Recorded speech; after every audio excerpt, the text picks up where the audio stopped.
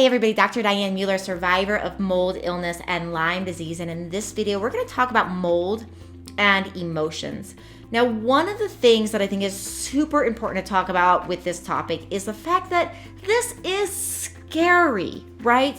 Mold illness and the symptoms, I think, are some of the scariest things because they look oftentimes like neurological diseases like MS. It can feel like Alzheimer's and dementia. It can feel like really, really scary things. When I was in the height of my mold illness, I couldn't walk up and down stairs. Sometimes I'd have to be carried. I thought I was dying. Like at one point I just figured I would move to a deserted island and like rent a cheap hut someplace and just live out my days because I was so sick. And so it was really, really, really scary. And there's so much misinformation out there that makes it even scarier. But here's the scary thing. The scary thing is what's happening to you if you have mold illness is because your nerves are being inflamed, is because other parts of your body are being inflamed, tissues are breaking down, cells all over the body are dying. That's the scary part. Now, let's move to the better, more hopeful part, which is most of the time, almost all of the time, this is reversible. The body is amazing at healing when we give it the right environment, the right things to heal, the right supplements, the right nutrition, the right mindset, and making sure we're not in a moldy house. So if you're feeling scared and you have mold illness or you have the symptoms associated with moldness, such as depersonalization and brain fog and pain and so many other things, it might feel like you're dying. And first of all, I want you to validate your fear, to like actually acknowledge the fact that this is real freaking scary. There's like, I think no way around that for most of us that have gone through this. And what's even crazier about it is most people that go through this most of the time are largely alone. Like most of people in social circuit, like in my social network, nobody else had gone through mold illness. Nobody else knew what it was like to be scared to that level every day that I was dying.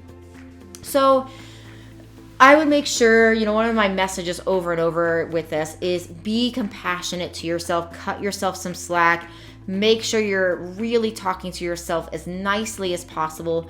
Your fear is warranted. It's probably inaccurate because you're probably not dying. Like I said, when you find the right treatment, when you really find the root cause, the body is amazing at healing itself. And your fear is valid. It's very, very scary to go through these symptoms and all of that. So start with, one of the things I tell people to consider is start with acknowledging your emotions. Start with just letting them have a voice. Like if you're scared, it's okay to be scared. I would also encourage you to be hopeful.